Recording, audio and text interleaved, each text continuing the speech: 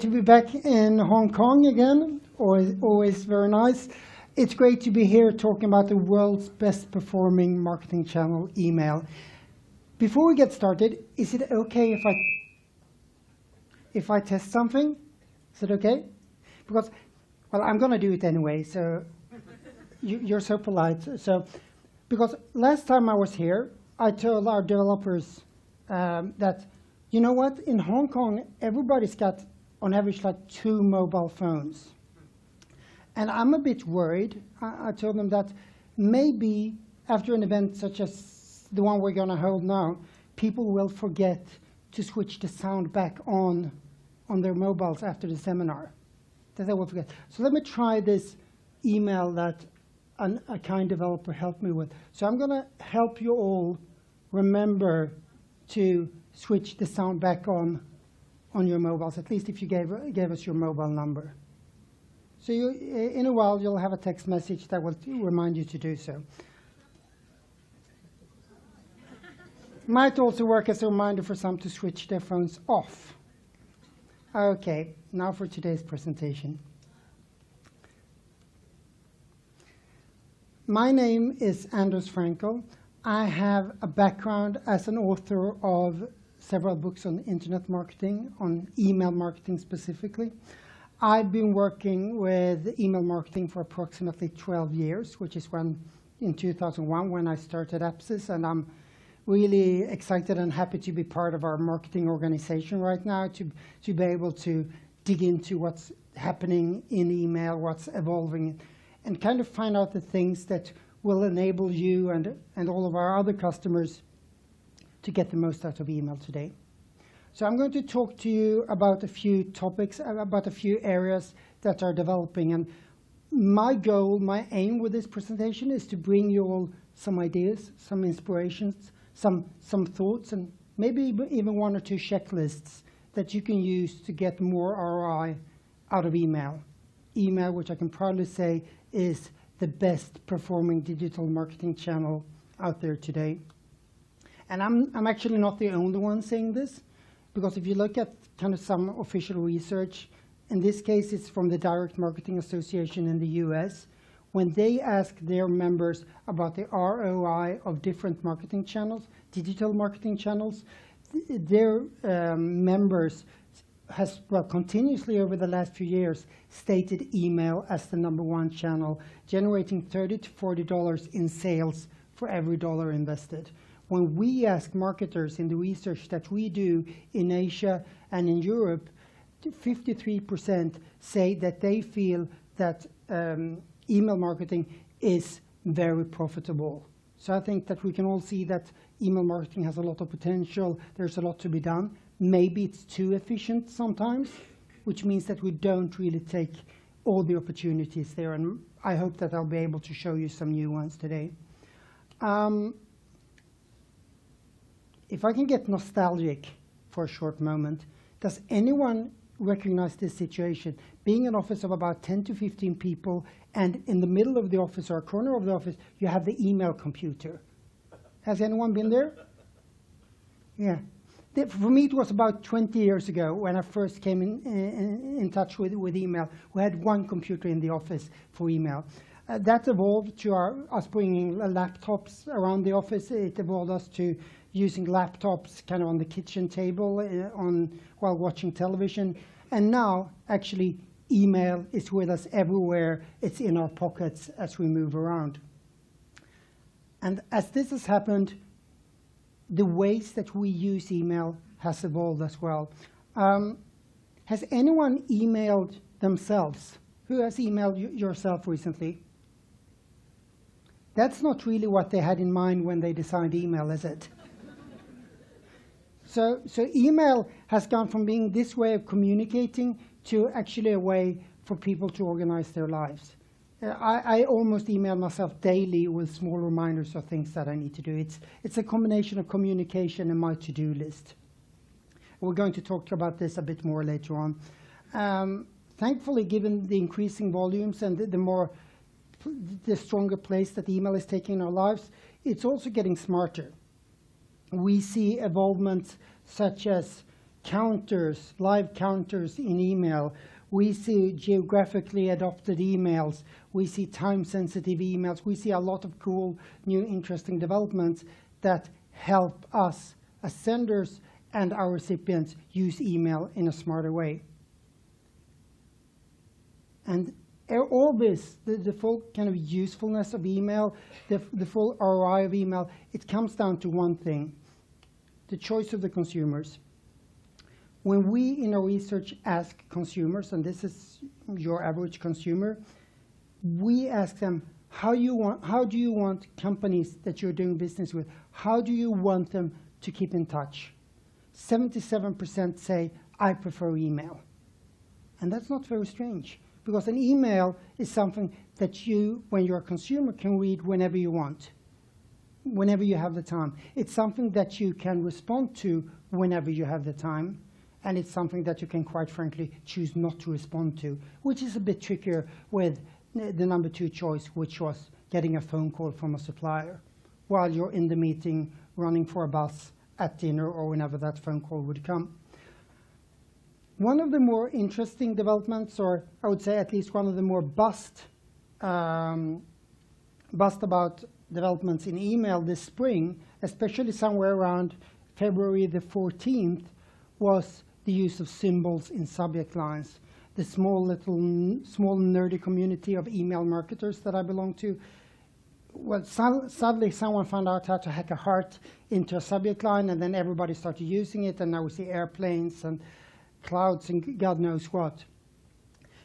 The only thing, or the thing that strikes me, I'm kind of data-driven, and I want to see results from what we're doing, is, does this really work? Does this make a difference in terms of the results that we're getting out of email? So email is evolving. There's happening new stuff. I actually came across one new development while planning for this trip. Earlier this week, we had these seminars in Singapore as well. And when I got the booking confirmation, I noticed something strange. And my apologies if I'm a bit nerdy here, but everything that's a bit new and strange and has something to do with email, it really gets me a bit excited. So in this case, it was an email that I opened in Gmail. And when I saw it, I noticed that already in the inbox there was a link, which led me directly to the order confirmation page and the booking for the hotel. And usually you need to open the email and then find a link and click. Now Gmail is actually allowing marketers, and it's still in a test phase, allowing marketers to have links in, well, usually next to the subject line. And this is not the only thing that Google and Gmail is playing around with. They're also in a testing phase of having acceptance for invitations, like a seminar invitation, directly from the inbox without opening an email. If you're doing e-commerce, you'll be happy to know that they also gonna give the opportunity to do product reviews directly from the inbox. We can rate a product. And this is just one of the many developments that are happening in email, and in this case from Gmail at this time. So who's using Gmail here? It is quite popular, yes. So then you'll probably notice the new tabs.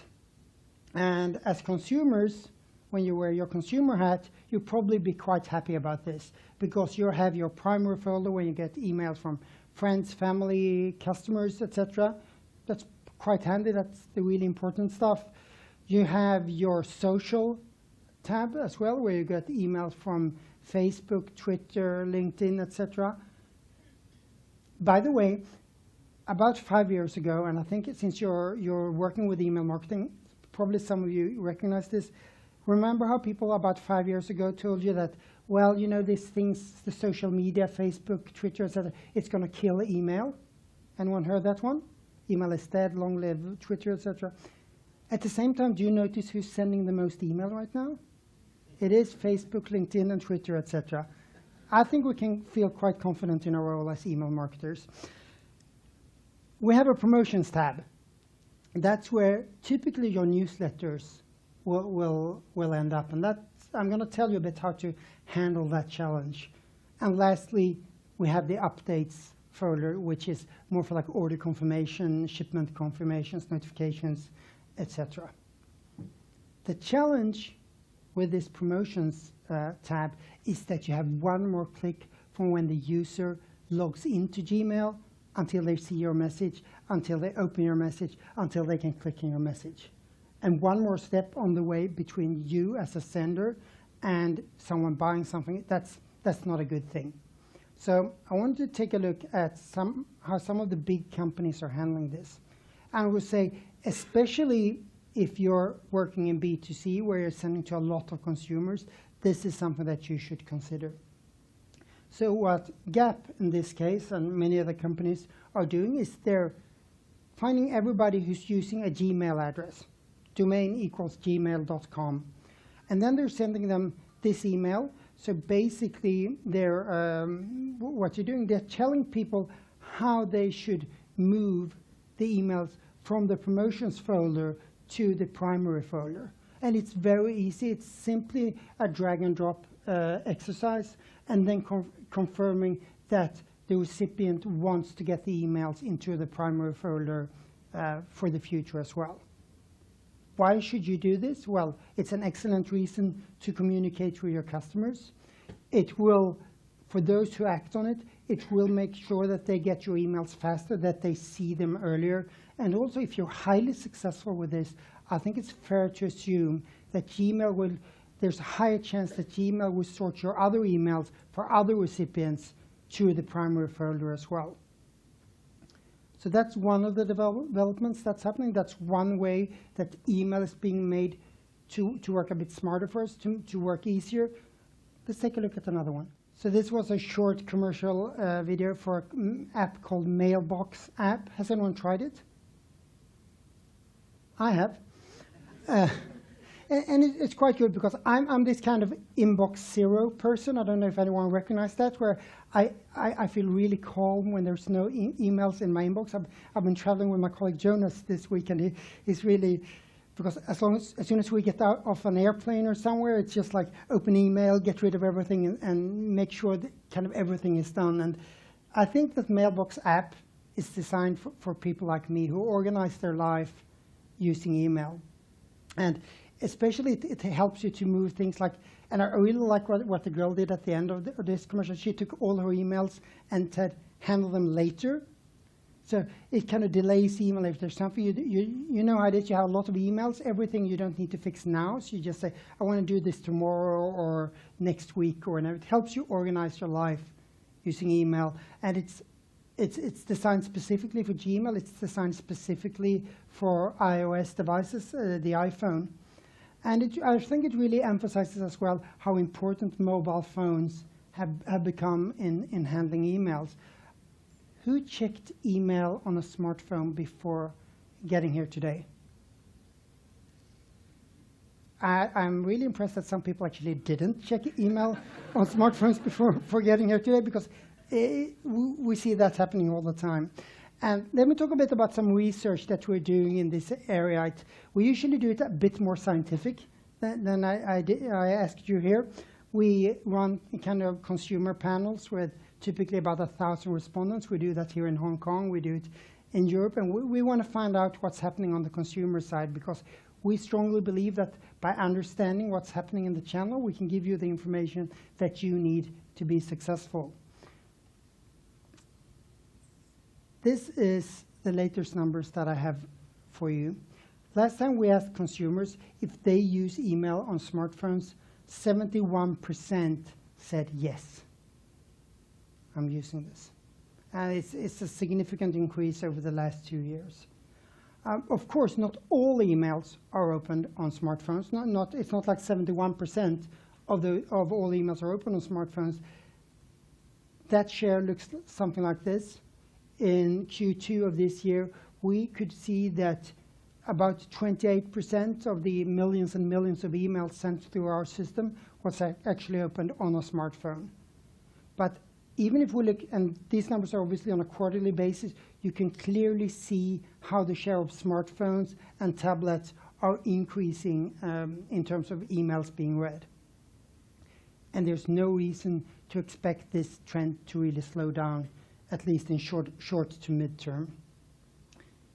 Does this really matter to you as marketers? Does this make a difference? Well, you have Obviously, one thing, which is the screen size. There's a very big difference between seeing emails on a 4-inch screen or a 13-inch screen, but also the behavior is quite different. When we looked into our databases and we did a fair bit of number crunching, we could see that emails that were first opened on a smartphone, out of those, only 9% of the people who opened the email actually clicked. While those who were first opened on a computer, 18% clicked. So for those of you who are following your open rates of emails very closely and see that as an important factor, I think it's time to rethink that and say that just because an email is opened or a send time gives a lot of people opening your emails, that might not be the best time to send at all. My advice, look at click rates instead. So what else did we find in this research? Well, among other things, we found out the first stat, which I found a bit interesting, is that a lot of people, almost 40%, actually read emails on their smartphone while sitting next to their computer.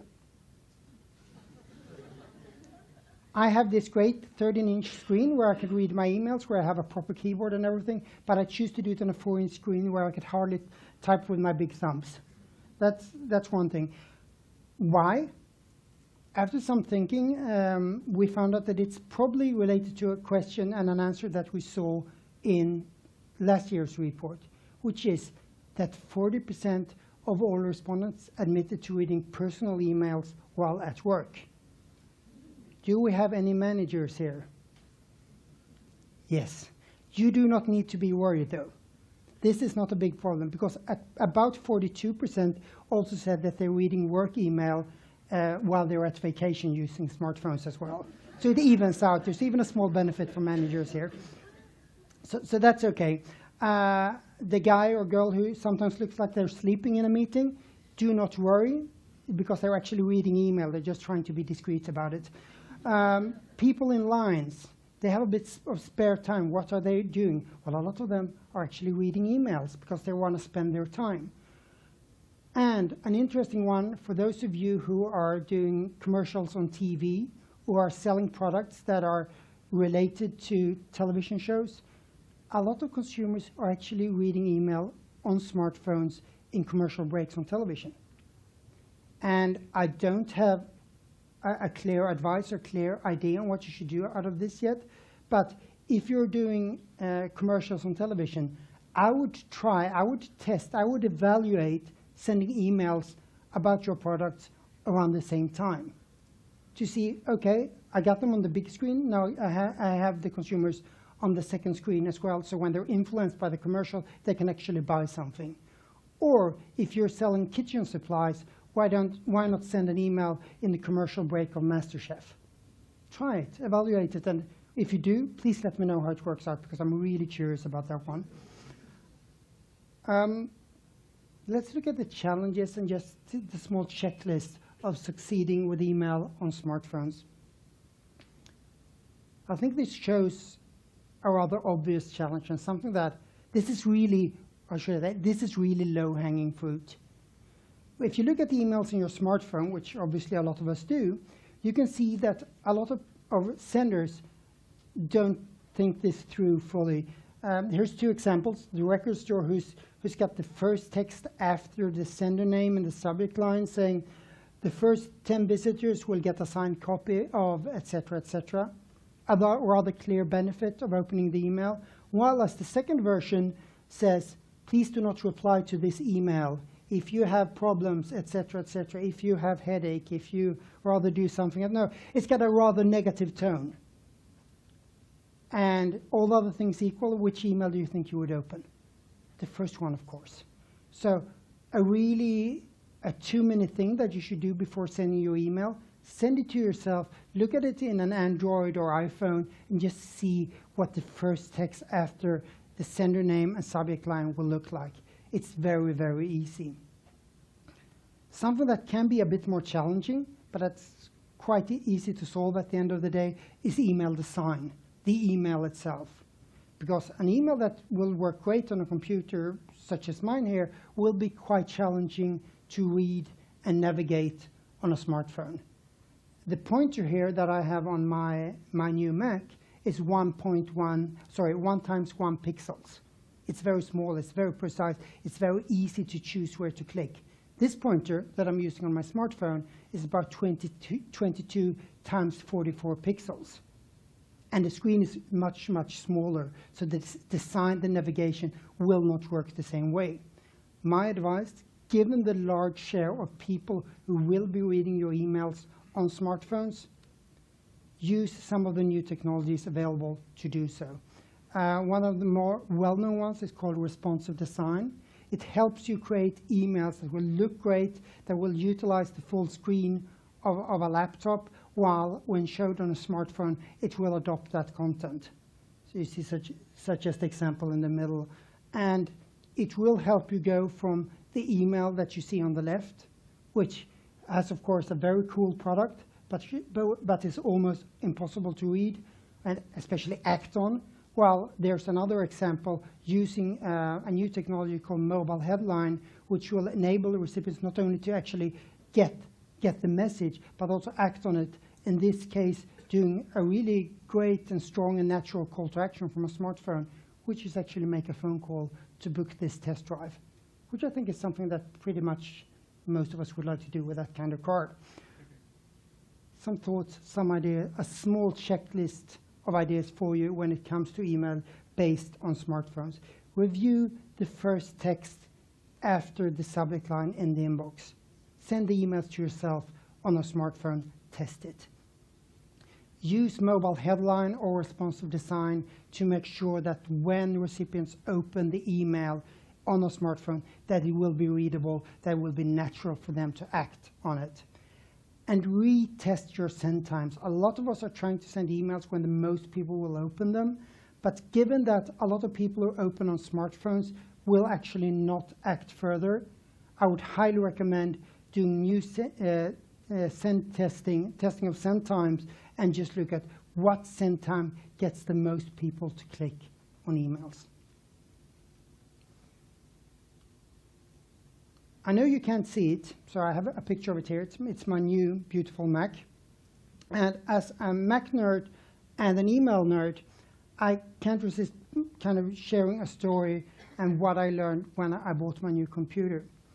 So this is a small case study of how Apple uses email to new customers. I know a lot of you are not working in computer retail.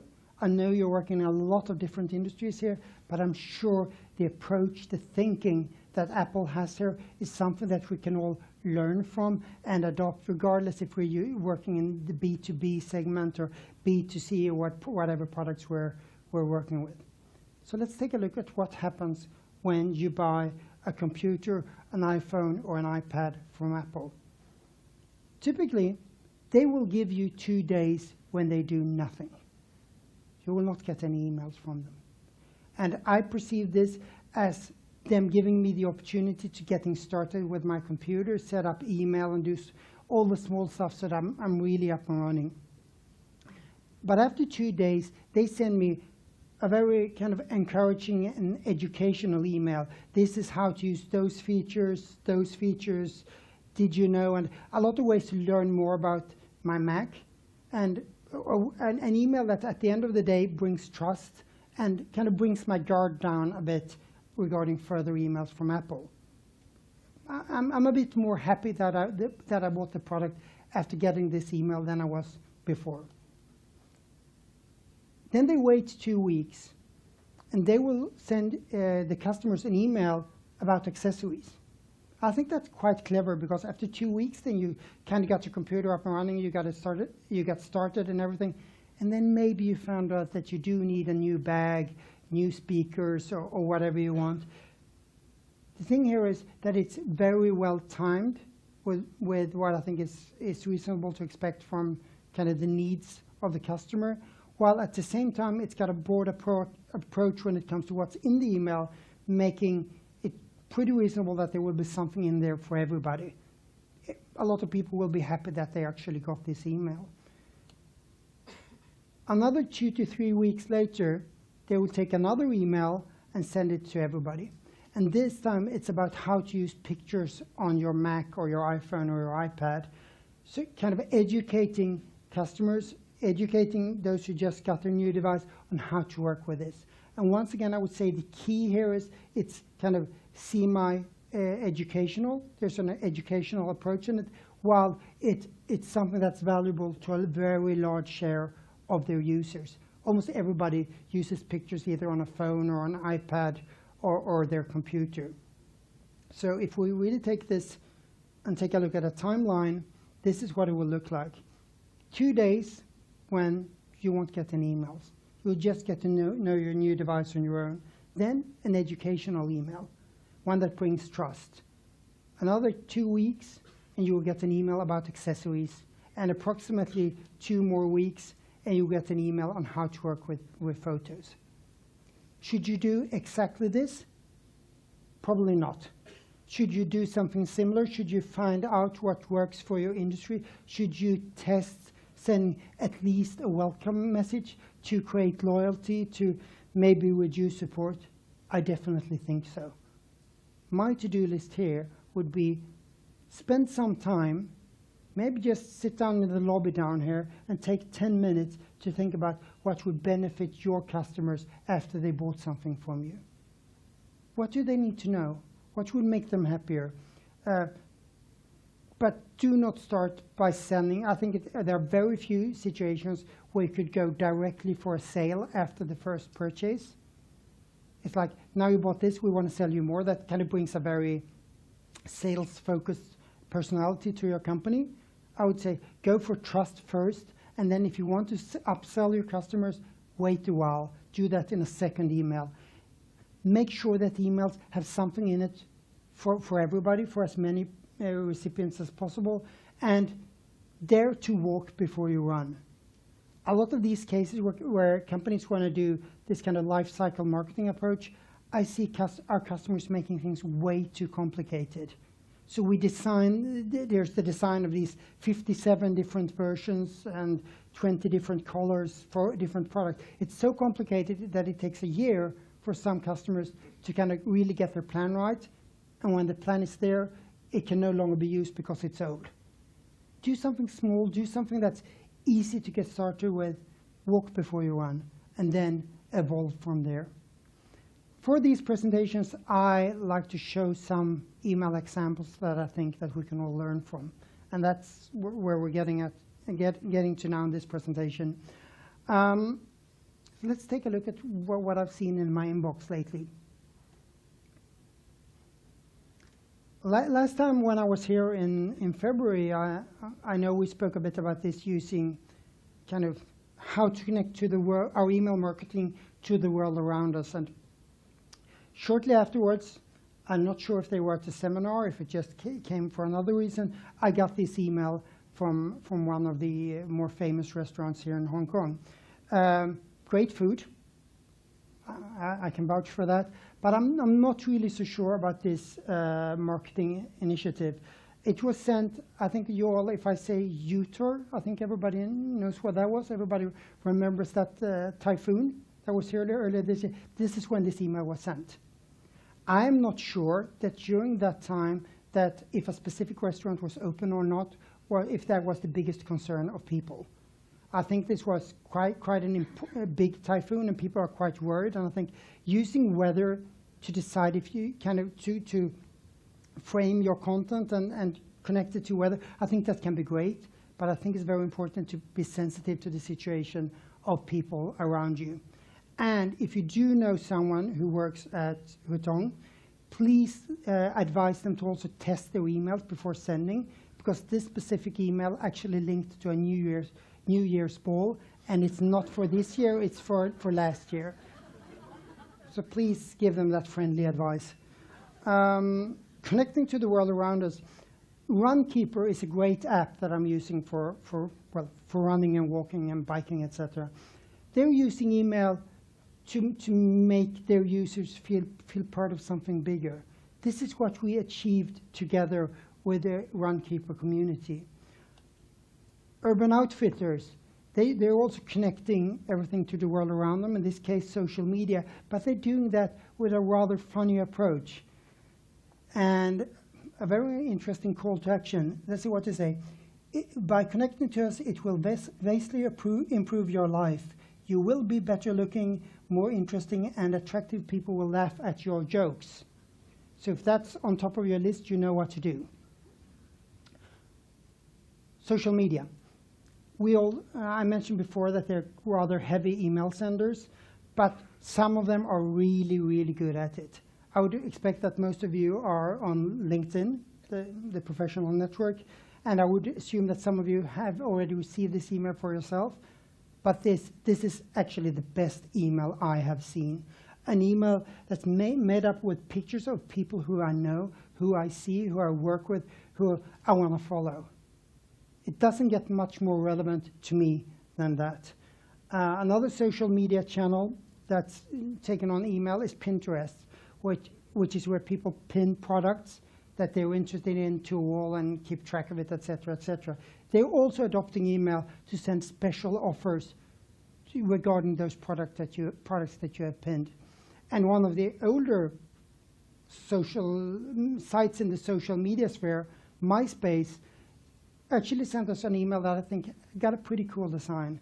A design that's bringing a bit of kind of life and action and almost creativity back into email.